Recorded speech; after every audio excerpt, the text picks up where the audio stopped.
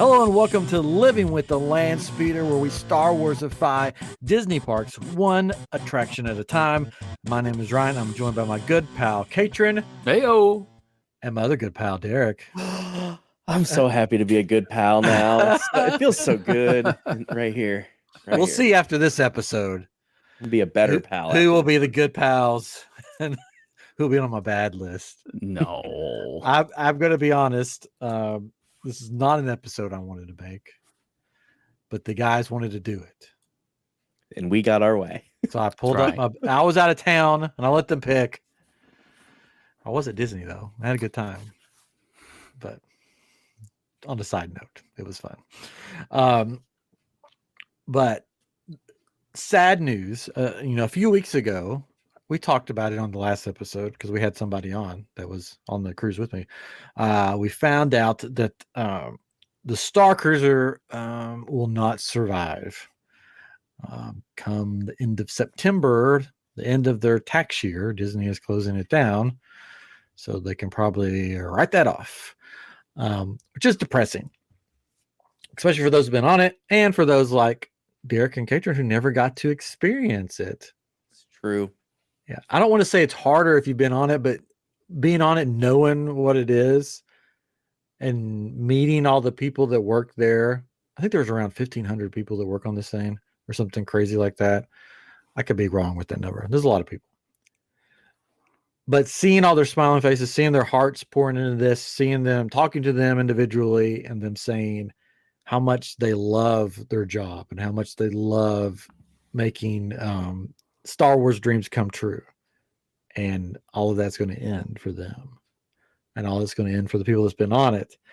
And not only that, me thinking about my son and Derek and Catron and his son and all these people that like Star Wars or love Star Wars that will never get a chance to experience it. And I know people say it's just too expensive. It's just too expensive.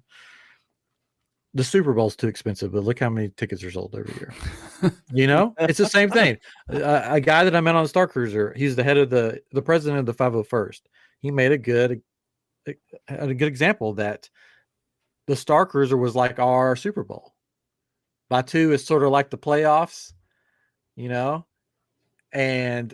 the Starcruiser was our Super Bowl. And you know how much people pay for Super Bowl tickets. And that weekend, just to go to the game, they pay probably more than the Starcruiser.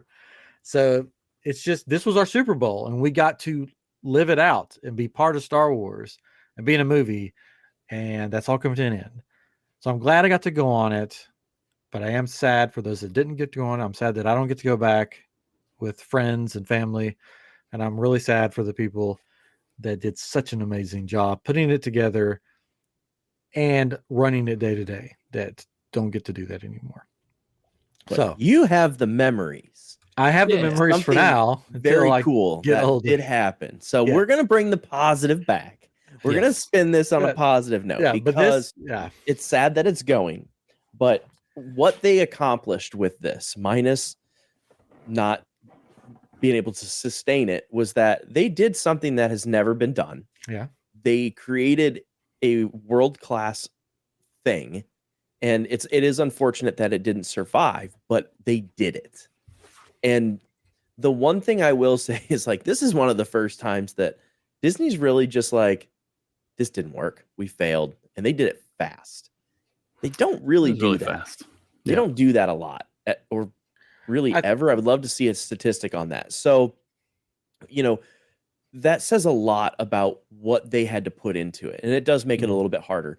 But on the same token, I think the people that worked on it and that created it, they did such amazing work that will live on in the Disney and Star Wars legends. There's been plenty of projects that people love that are gone, but I think this one will be the most important.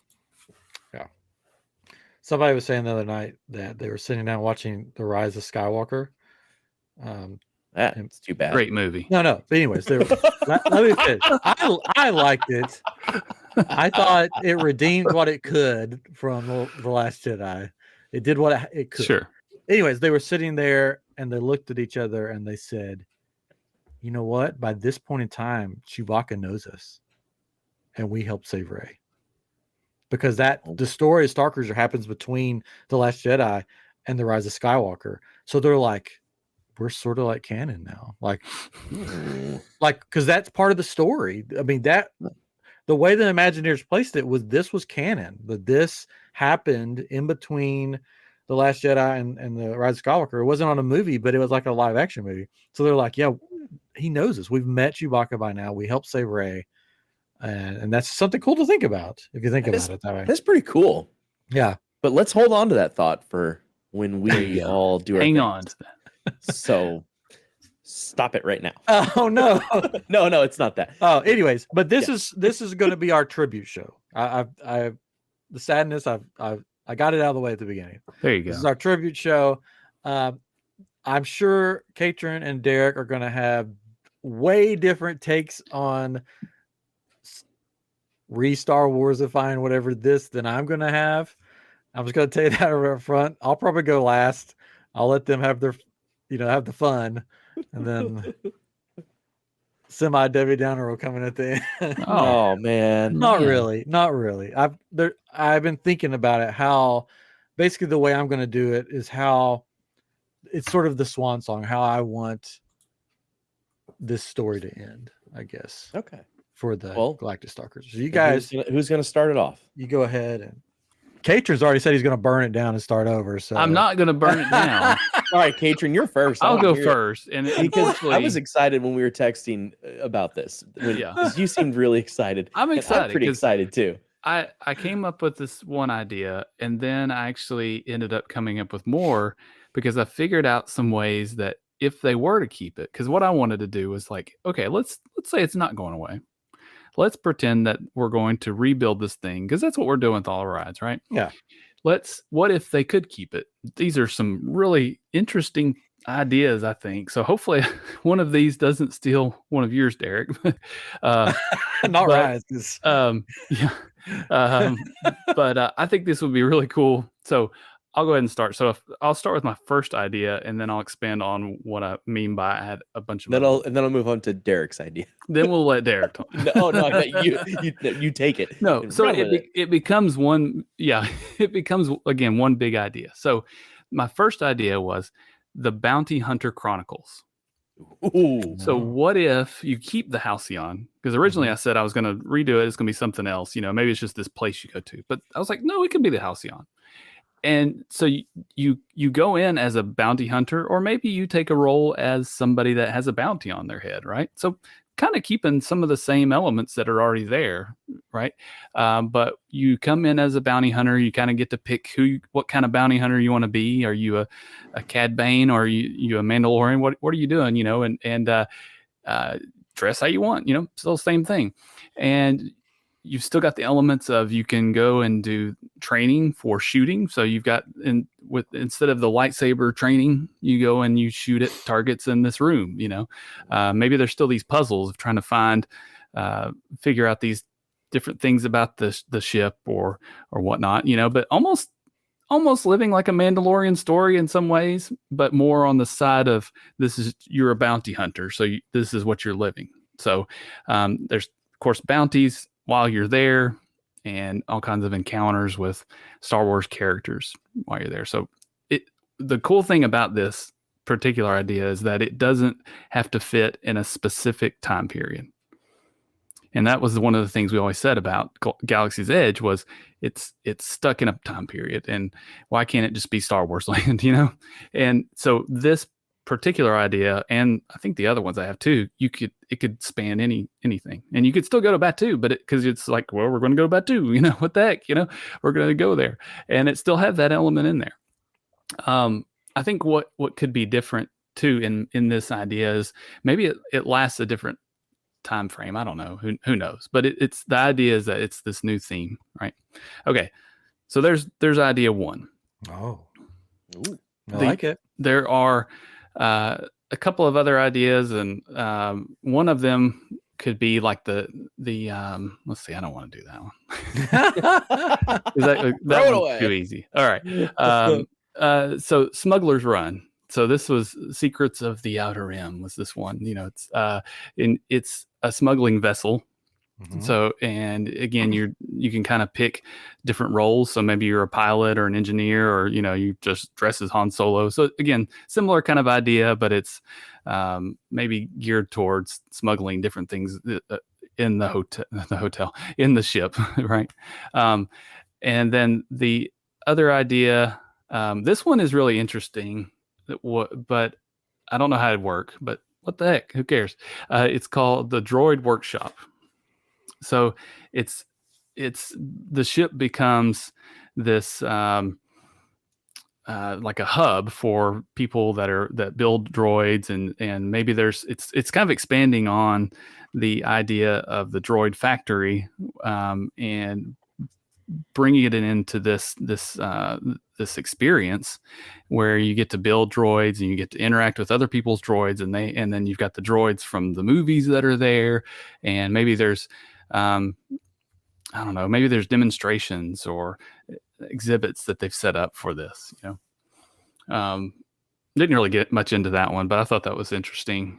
So to kind of bring it back, and why I had these multiple ideas, why I thought it'd be cool to have the multiple ideas is like, what if they could do any of these? And instead of it being the same theme every time, what if they said, okay, for this time period, or maybe it's just a week at a time, it's like we do these, or this particular one, right? You get the Bounty Hunter Chronicles, and that's what you make your reservation for, and you go for that. And then maybe the next month or the next whatever week, it's this other kind of experience. So I don't know. I thought that was kind of cool. I thought the Bounty Hunter one was the most interesting to me because, again, it's probably not too much different than what it is now in some ways, but it is still different because you're doing maybe these bounty hunts that you're, again, living out what you see on Mandalorian. But again, it's not reliving Mandalorian, but it's reliving some things that happen in all of Star Wars, with bounty hunts. So that was sort of pitched, the Mandalorian. I know. I saw that later. Yeah. I was like, oh, but and then yeah, somebody named Iger said no. But gosh darn it, we're gonna imagine that Kevin Iger guy. Kevin Iger. He shoots everything. Kevin. I like it though. I like it. Thank you. Yes. All right. So is it my turn? I have a restaurant idea. We didn't do restaurants. I don't. Maybe you don't have a. No, I don't know what bounty hunters eat. They eat probably pink shrimp. That's regular shrimp. Soup, lots of soup. Krill. Okay. However, if you have a helmet, then you got to figure out things that you can drink with a straw, eat with a straw, or whatever. So no, if this is the way, osmosis. If it's Mandalorian, right? Yeah. But if you're Cad Bane, then you probably can eat whatever. So steak. All right. So I had two ideas, and actually, Ryan, I need your help with this. Okay. So I was texting you guys and asking you some questions earlier today. And one of those was, are they still doing they stopped doing the March of the First Order? And yes. And from everything that I can see, yes, they stopped it. Did it. And I hadn't been to Disney in I think 10 or 12 years. It'd been a while. And finally, when we did our big trip, had my whole family, my wife, her whole family. It was just this massive trip. And one of the first day that we get there was at Hollywood Studios, and it was before Galaxy's Edge was open. And the March of the First Order comes through. And I was like, this is cool. Yeah. I didn't care about the movies at this point. They weren't all done, but you see Phasma and the stormtroopers, and it was so powerful. Scary. Yeah. And they were on it. And then that night we did the Galactic Dessert Party. Nice. Which I've done 4 times now. I don't know if they've brought it back yet. They might have. Don't think so. Yeah. I don't know. So moving on from that, though, is what I would do is they've already got Batuu. They've got the whole theme of it. And I've said this before.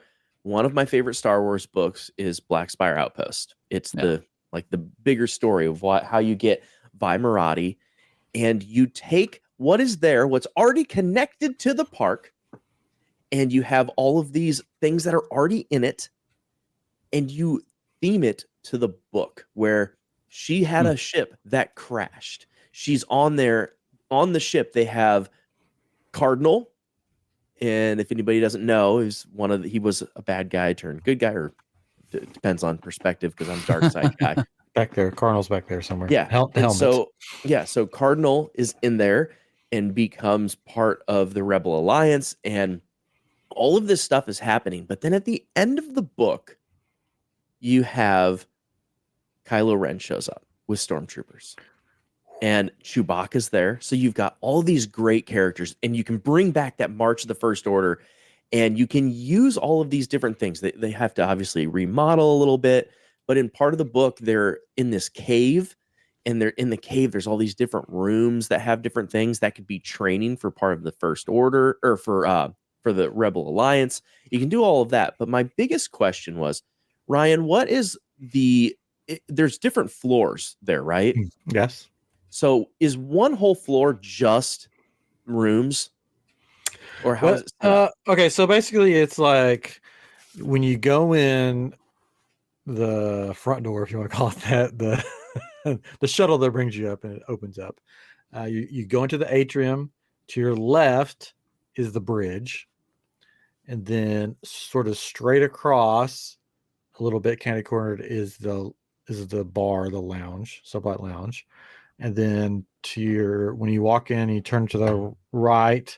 In front of you is like where they do the show at the end. And then there's the elevators. And then on your right is the store.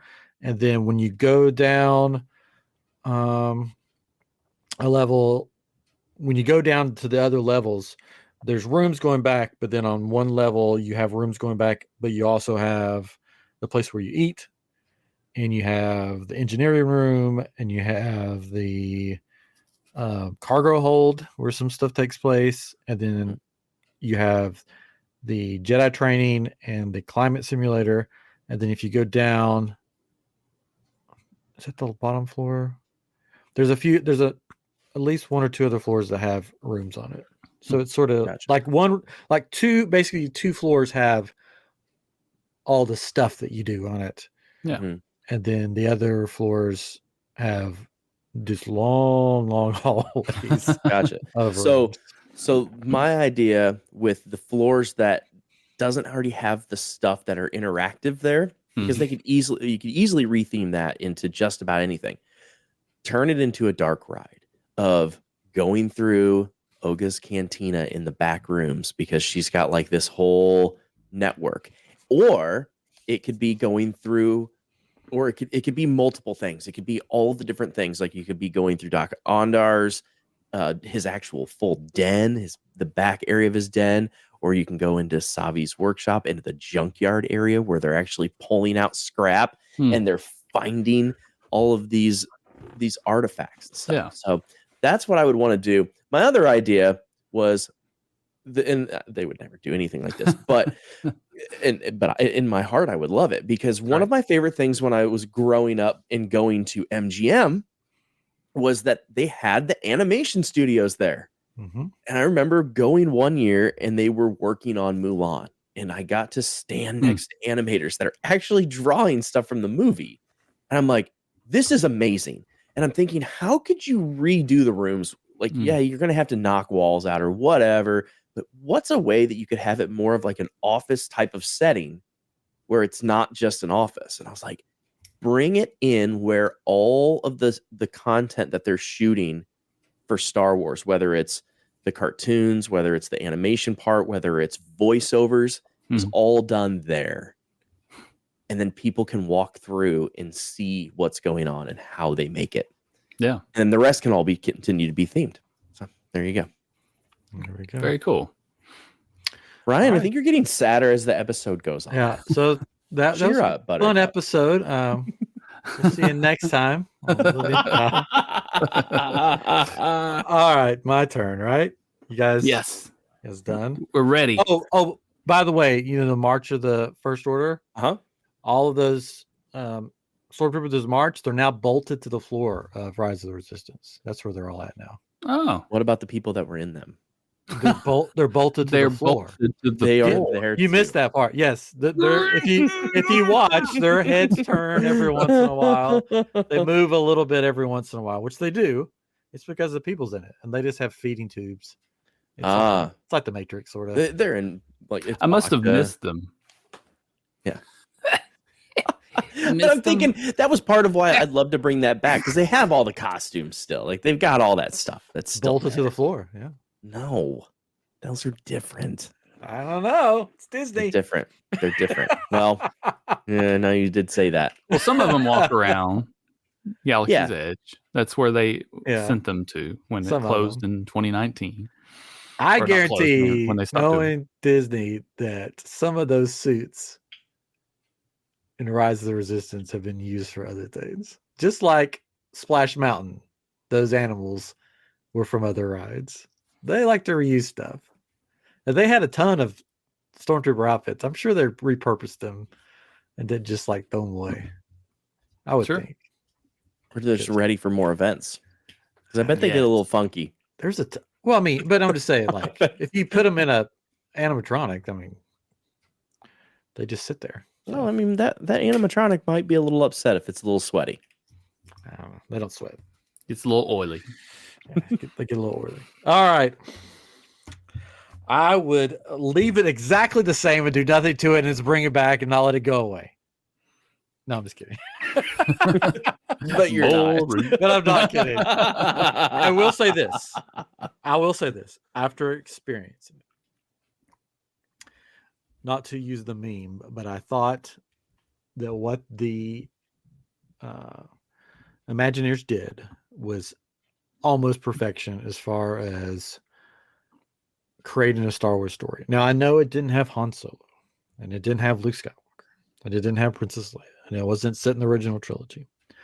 But the nods to it throughout the Starcruiser to the original trilogy were there, and it was cool. And of course, you had Chewbacca there, and you had Rey there, and you had Han Solo and Princess Leia's carved initials into a wall that you could find from when they went on it on their honeymoon. And you had these blaster marks on the wall where Anakin fought somebody. So there was story like weaved all through it. I thought what they did was perfection as far as characters and stuff. So I want to keep all the characters that are on there right now. So we have Gaia, which I'm wearing the shirt that one of my roommates gave me when I was on there. She is the person who performs for you during dinner, and you find out that she's more than just a performer. She's, she's got some other stuff going on. You have Wraith, which is her sort of manager, which also he's sort of smuggling stuff. You have Captain Kevin, which is the captain. You have Lika Mock, which is like the cruise director. You have the Sajas, which are they're not force users, but they're sort of force sensitive, and they're the ones that teach lightsaber training. You have Sammy, who's the new guy that's in charge of engineering. I'm trying to think if I'm forgetting anybody. You have SK, which is the droid, which the droid is magnificent. I'm like, what are they going to do with SK? Because this droid, it was like you were on Star Wars, like the set of Star Wars with the droid walking around. It was that well done. And you could put your magic band to Yes. it, right? Yes. Put your magic band on it and it'll give you missions and stuff. That's- So I want all the crews still on there. I want it to be the Halcyon. The Halcyon has sailed for, I think, 275 years. So it's not like there's no backstory to deal with. So this is probably going to give some spoilers. So if you don't want to hear spoilers from the Galactic Starcruiser, like you're planning to go on it before September, then turn away now and come back. I was fortunate enough, and I have to give a shout out to Princess and the Scoundrel, Steven from there. There's a point in this journey that you go on, which they call it a journey, where you get to a certain point where you have to pick sort of the path you're going down, because there's like really 4 paths. You have the sort of the resistance, you have like the smuggler like path, you have the first order, and then you have sort of the force Jedi path. Mm-hmm. And I had been getting messages from pretty much all the paths, except when the first order path came through, I was like, yeah, I'm not going to help you. Because I didn't want to go down that path for this one. Well, I wanted to. I didn't know. The smuggler path looked really cool, and the sort of the Jedi path looked really cool. So I didn't really know what I wanted. So it got to the point where I had to pick which path, and I'm like, I don't know which path to pick because I'm like, this will probably be the only time I'm on here. I want to make sure I do the coolest thing.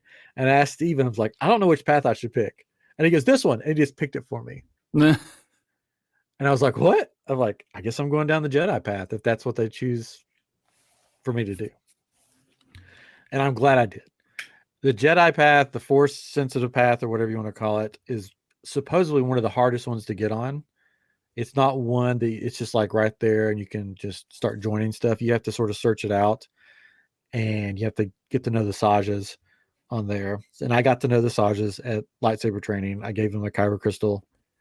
And they said, where did you get these? I'm like, I find them throughout the galaxy. And he goes, what do you do with them? And I said, I like to get to them to people who need hope and need help. And he's like, I really like that. And so we sort of had this sort of bonding thing there. And then, so you go on this mission when you get to Batuu to find a Jedi artifact that you don't know what it is, but they send you on this mission. One lucky person actually gets to bring it back to the ship, supposedly. But I wasn't that. But I went on the mission, did the mission, because you do most of that on your phone. Anyways, so then that means that I got invited to this, what they called advanced lightsaber training. Ooh, that's what pops up on your data pad thing. You've been invited to advanced lightsaber training. Please join us in the lightsaber training room at this time. Don't be late. Now, this isn't like something that half the ship could go on. It's like really, because the lightsaber room is not a huge room. It's a little bigger than the room I'm in now, probably. So it's not huge. Well, maybe about double size, the room I'm in. And so you get there, and there's not a lot of people there waiting. They check your name. Like some people were walking up, like Sarah from Princess Encounter walked up because she'd been before. She knew what's going on. And she's like, oh, yeah, I'm here for the special lightsaber training. They're like, what's your name? Yeah, you're not on the list. You can't come in. Ooh. Yeah, like they were strict about it. They're like, sorry, you're not on the list. And she's like, oh, okay, well, I tried. So she left, and some other people were coming doing that because they'd heard about it. And they're like, if you're not on the list, you don't get to come in. This is special advanced lightsaber training. So the doors open, and they say, please, hurry in. And we go in, and SK, the droid, is in there, and he had been locked up, but we freed him earlier. So he was in there. One of the main Sajas was in there, and then Rey was there. And, I loved Force Awakens, and I didn't like the next one. We'll mention it. And I liked Rise of Skywalker. But being like face to face with Rey, like she became Rey to me. That's how good of an actress she was. Yeah.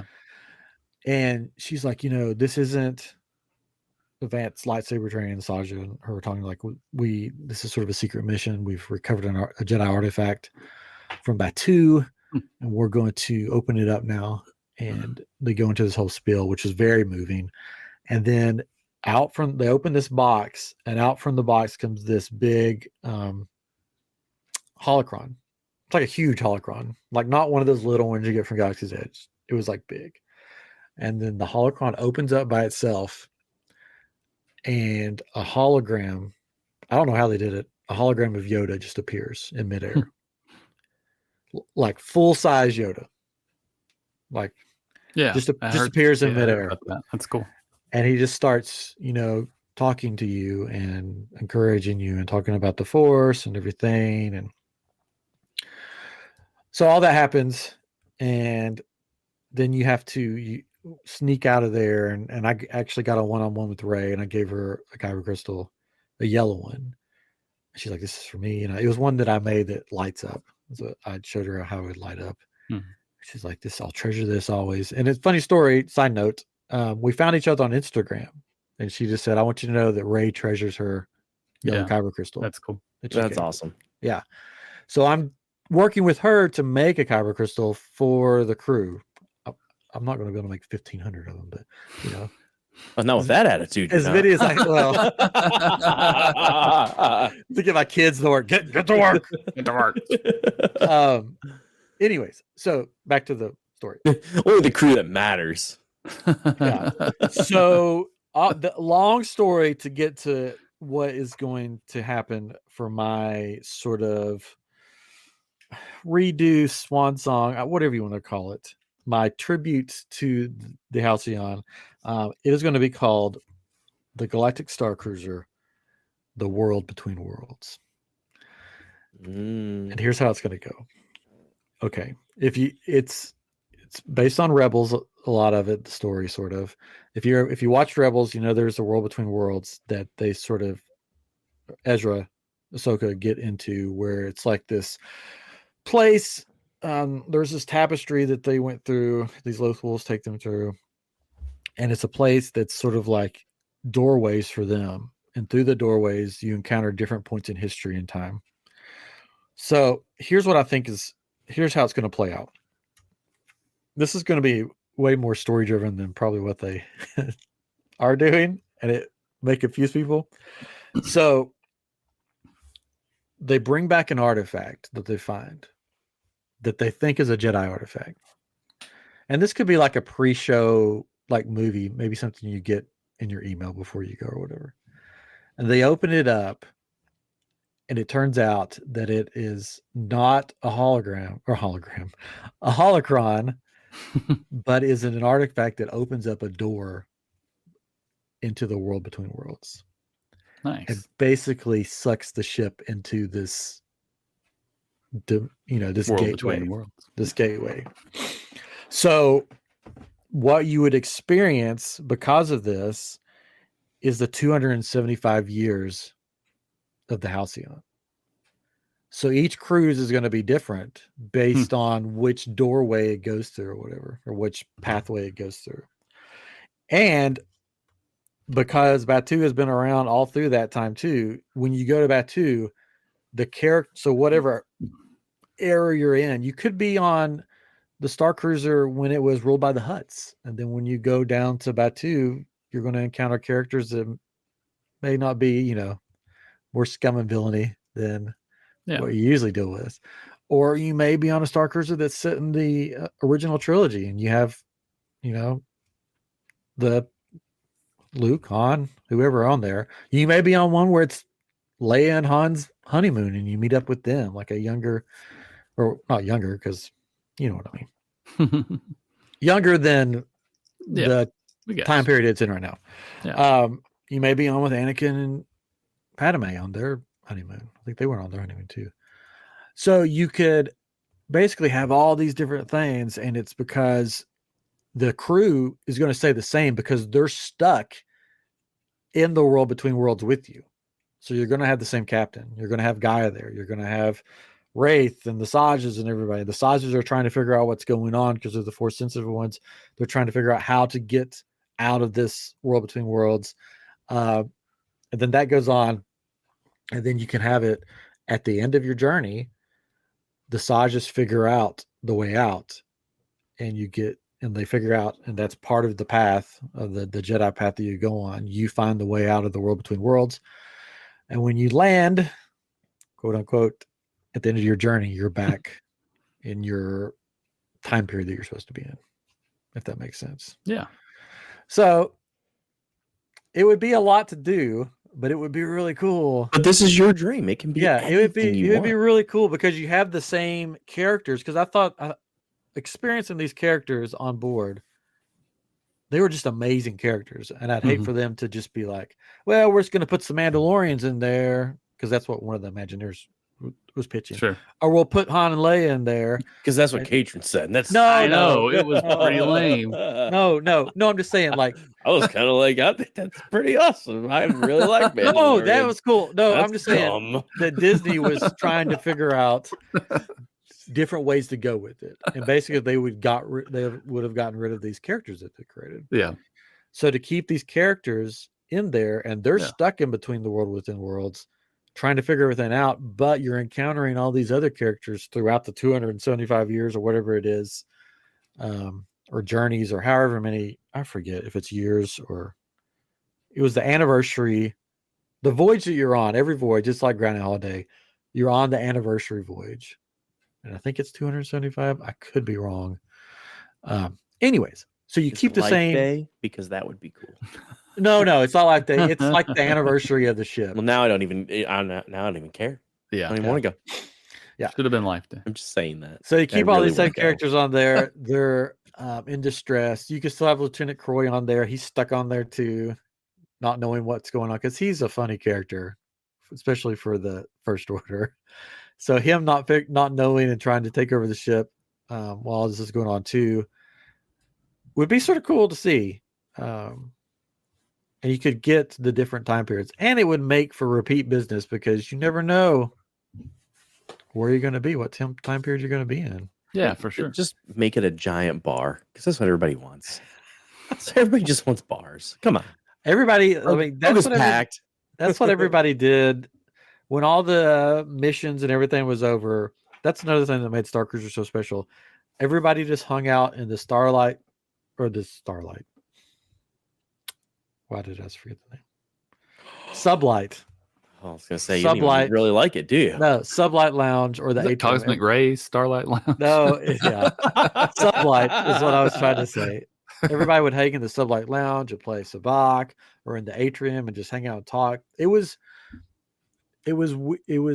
very unique because I've been to a lot of conventions. I've been to Disney World, of course, and I've been to places where people sort of like the same things, but they like different things. But here, everybody loves Star Wars, and everybody wanted to share each other's Star Wars story with each other and become friends. And that's what sort of made it hurt, because you got all these people. And that's why so many people have been messaging me, because they're like, hey, we feel like we've lost a family member or something. That this was sort of our thing that we would, we met at and we're going to. And it was like people were finally being seen for who they are and what they love, without people going, oh, you stupid Star Wars, or that's dumb, or it was just. I can guarantee that out of the ashes, that there's going to be some kind of convention or something that happens, even if it's just fan driven. Yeah. Somebody's going to put on a convention in honor of this. Like, I'm sure it's already in the works. I've already got an idea. I just need the right people to. I'm not going to share it on air. Yeah, if I get they're going to steal it.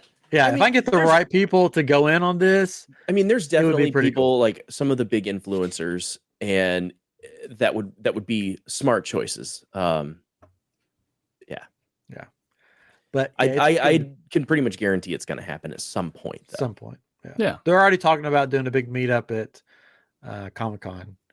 There's people talking about doing a big meetup. Exactly. Yeah.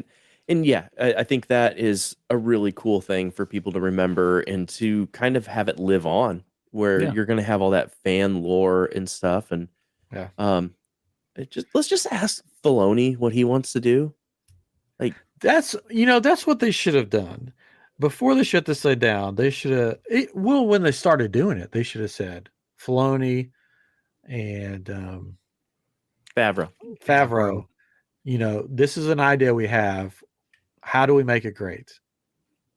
And they would have knocked it out of the park. Well, I think they made it great. Oh, they made it great. But I mean, like, before they closed it down, like, what can we do?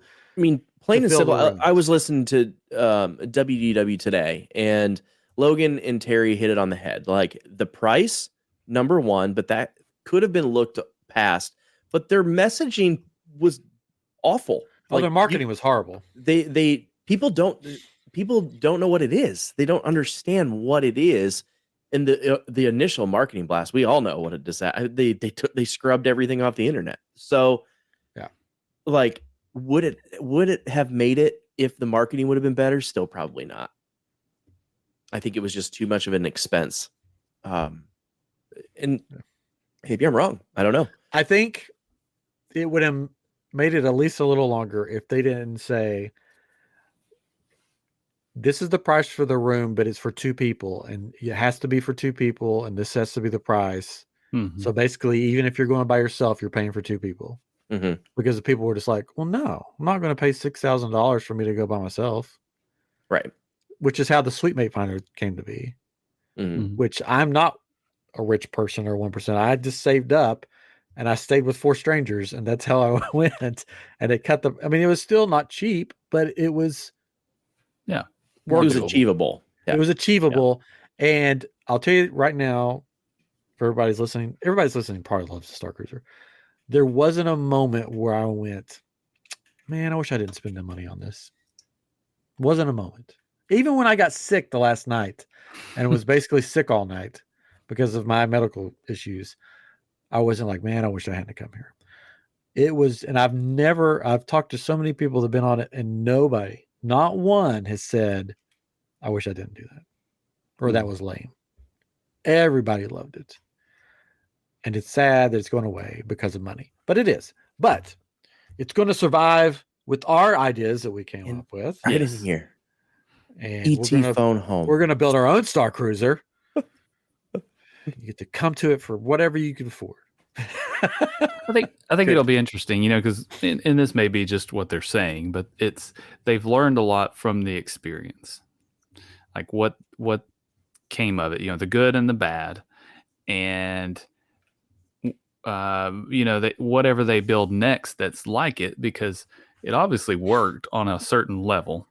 It may have been very niche, whatever the word is, for certain people, and part of that still was probably because of the cost. Who knows? I don't know. But maybe they can figure out a way to do something that on a smaller scale, but still have the same impact. Yeah, well, they can bring a lot of those characters into Galaxy's Edge, hopefully, because we were supposed to have all that to begin with. That's true. Yeah, like, I mean, that's very true. They've got extra space to open another restaurant and another bar. They've already talked about it because they need it, and they can have Gaia performing there. And if it was like a really expensive restaurant, people would go, even if they weren't Star Wars fans. Like, if you have a restaurant that's like in the couple $100 a person range, people would go.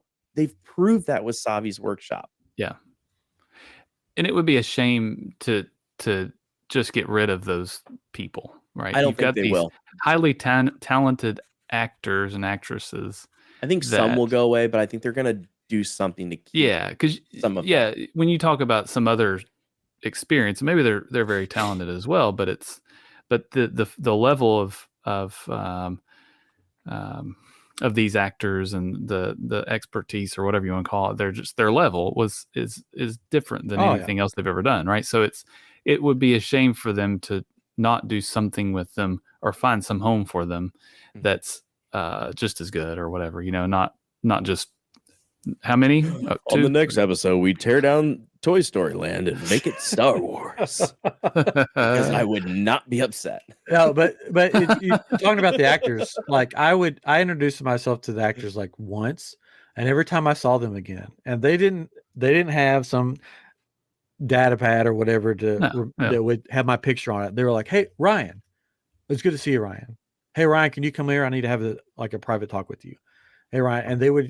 And they were like improv, like it was funny. Like this, the Wraith guy was sort of Guy's manager, but he was like a smuggler, sort of, that type of character.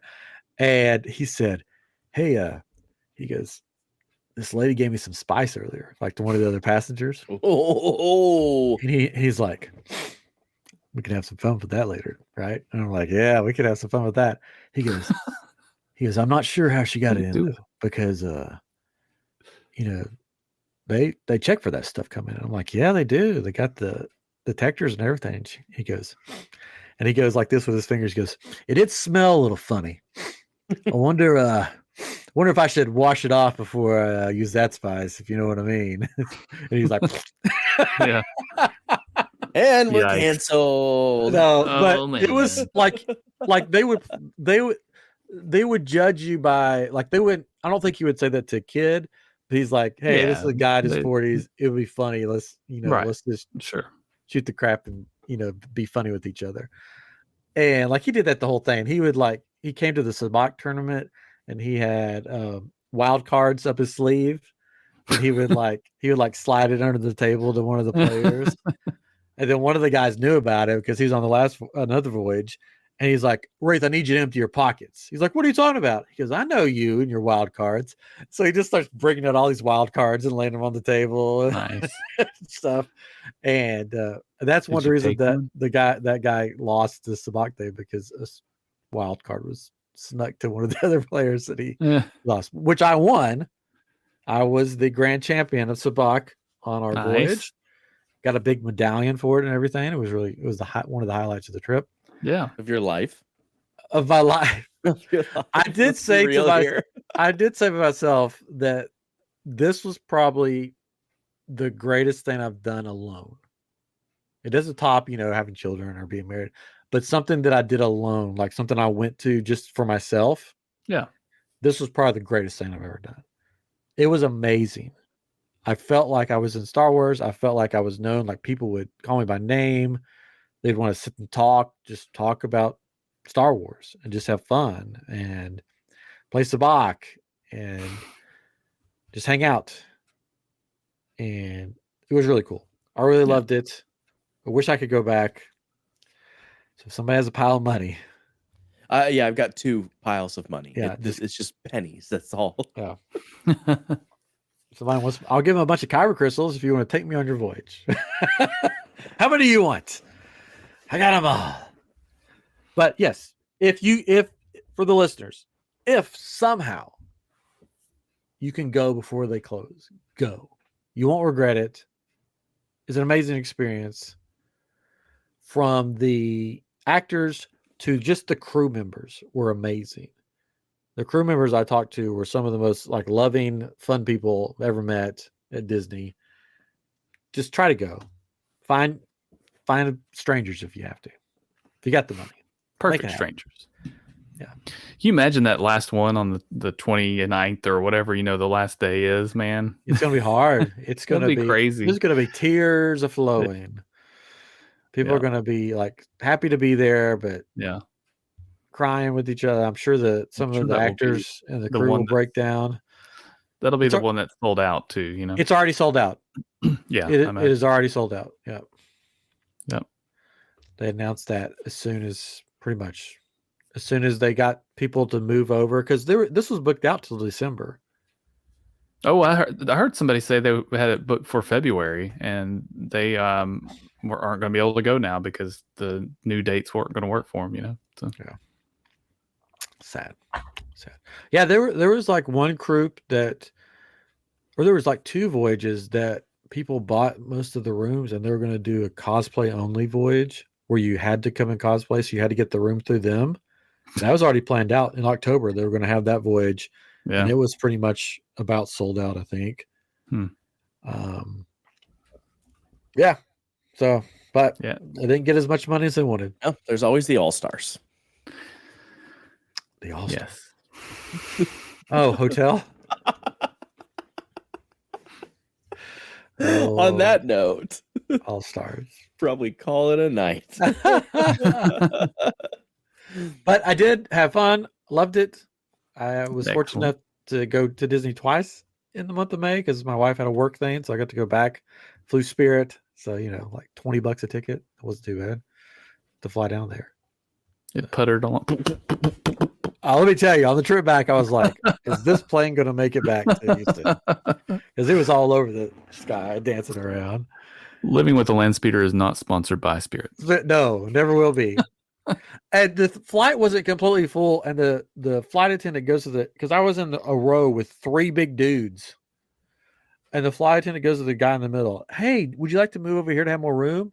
And he goes, "No, I'm good right here." And I'm like, what the heck? I'm out. Yeah, I'll sit on the wing. Okay, it'll be fine. Like, I'm good. Be safer than in here. I'm good right here. And the flight attendant was like, "What?" And I'm like, "You gotta be kidding." And I was by the window, so there was no way me climbing over these other 2 dudes. I'm like, "Well, here we go." Give me one of those flights. Anyways, so yeah, you had to be in good spirits while you're on there, though, right? Good, yeah, I guess. Hence the name. Let me tell you that if you've never been to the Spirit side of Orlando Airport, some characters. It's like an abandoned mall where you're thinking anytime zombies are coming out of the walls. It looks like an abandoned mall.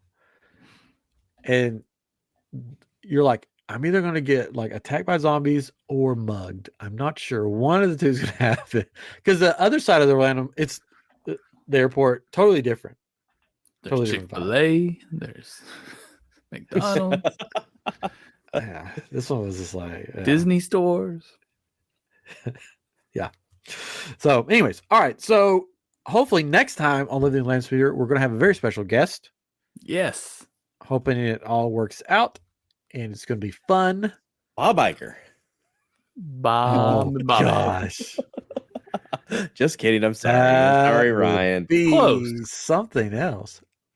Close, but a lot more friendly. I don't know if we should announce it now, just in case it didn't happen. No, it we'll could- wait. It might not Oh. happen. It should. It should. Anticipation is everything anyway. Yeah. That's right. So tune in next time for a very special guest that you will probably have seen somewhere before if you're a Disney fan. It's Chris, isn't it? your brother. No, but we'll get him on someday. Yes. Yeah, He definitely. wants to do the Tower of Terror, so we got to make sure we save that for him. That's more like a Halloween episode, right? Maybe. I was thinking about that the other day. Somebody mentioned that they wanted to come on. They're like, "Oh, I'll do Haunted Mansion." I'm like, I don't know. That's sort of got an October feel to it. Yeah, we got to wait for those. Yeah. But yeah, we need to make sure we at least save it for Chris. Yeah. I do have like a line of people. It's just really cool. Line of people asking to come on the show. Nice. So, tell your friends. Tell your friends. Share it on all the socials. Like, Yeah. subscribe, follow. Click that bell. Smash it. Hit the bell icon and the thumbs up. We need it. We all have jobs and we don't want them. I'm gonna try to set up a TikTok. I just haven't with all my trips, and we'll do Muffin Man videos or whatever on TikTok or something. Wow. Do you know? All right, we're done now. Do you know the Halcyon? Oh no. Yes, Worst I know the place. Halcyon. Sorry. Anyways, all right. This has been Chapter 5 of Living with the Landspeeder. We'll see you next time as we Star Warsify another attraction or show or restaurant. Bye-bye. Bye-bye. I was waiting for Bye. Catron. Bye-bye.